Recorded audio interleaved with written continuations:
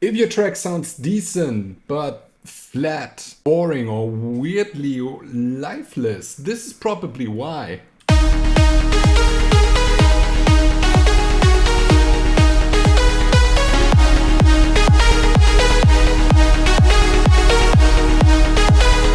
Most of the time the problem is not your sounds. It's that nothing is really moving. In this video I'll show you 4 simple ways to create movement in your track without just throwing in more layers. So let's get to it. Even if the notes stay the same, tones can still evolve. This is probably the easiest way to create some movement in your track, and it's also one of the most underestimated. Because as producers, we often want to hit with maximum energy right from the start.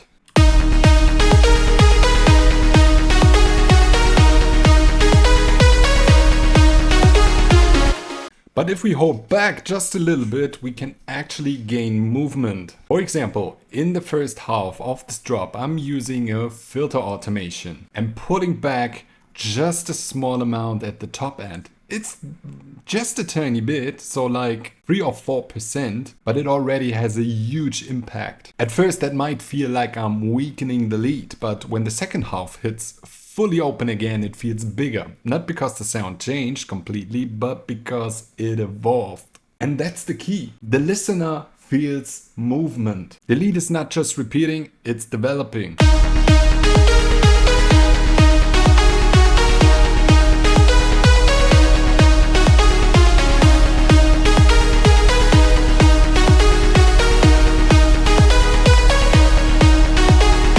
And you can do the same thing with other tonal changes too. For example, automating saturation, distortion, brightness, or even resonance on specific parts of a phrase. But be careful, tonal changes should usually stay very subtle. They may be small, but they're also the type of movement our ears notice very quickly. A lot of loops feel dead because everything hits with the same intensity all the time.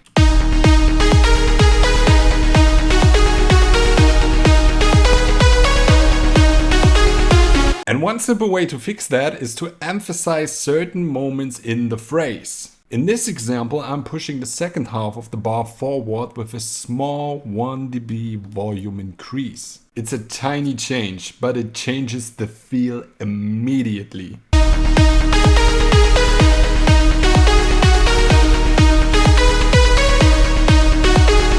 Another very obvious form of level movement is ducking. You can do that with kickstart, shaper box, or something simple like Fruity Love filter. Technically, you're pulling the volume down rhythmically, so the sound keeps breathing instead of just sitting there. That makes the lead feel more energetic and more alive. And at the same time, it also creates more space for the kick. So it's a win-win situation here.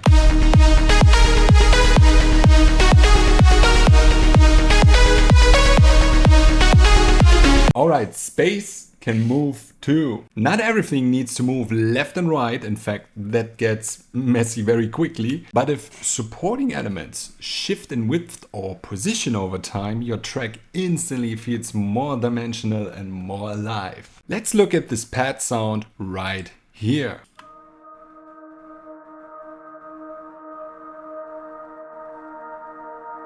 This pad already sounds nice, but right now it's basically just static fog in the background. So let's change that. I'm adding a bit of motion with panning. In this case with Shaper Box, but you can also use a free plugin like Pancake. So I'm sending the signal from the left to the right speaker. Also, I'm making the sound slightly wider. And this is already enough, so now it feels less like a frozen layer in the back and more like a moving presence around the lead.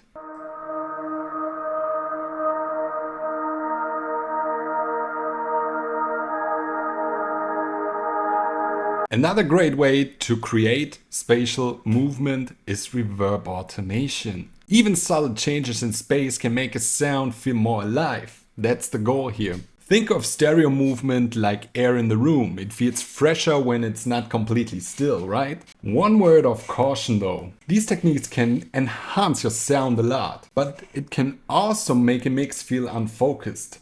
if you overdo them. So be careful with heavy panning or with changes on core elements like leads or vocals. Usually those should stay fairly stable in the center. Let the supportive elements move. Keep the important stuff anchored.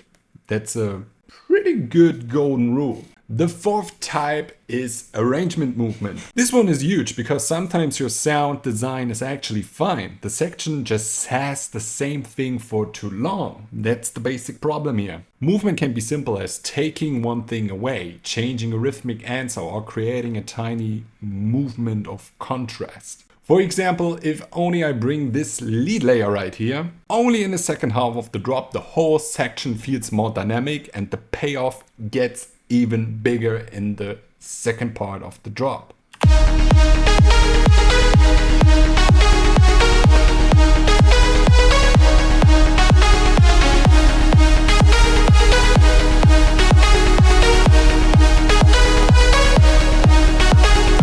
It's always about when and where do I actually release all the tension, and in many cases it's even wiser to hold back at the beginning of the drop and get even bigger in the second half of it. And you can also create arrangement movement through small MIDI changes. Tiny rhythmic or melodic variations can already make a repeated idea feel much more alive. By the way, I made a whole video on how micro changes can make your melodies more exciting and more powerful, so check that one out too. But if you remember one thing from this video, let it be this: repetition needs micro surprises. So let's quickly recap.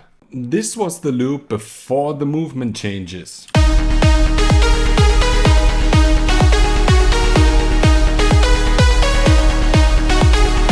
So in this is the after.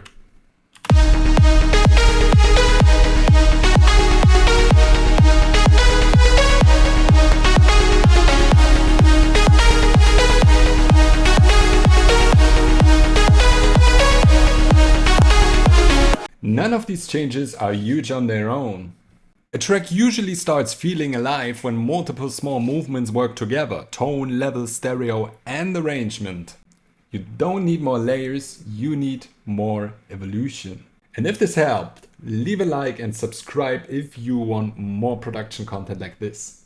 And let me know in the comments which one of these movement techniques actually helps your tracks. And if you want to go even deeper, check out my video on 5 micro changes that make your melodies more interesting, more exciting, and more powerful. Because that one fits perfectly to this topic we covered in this video. Thanks for watching, and I'll see you in the next one.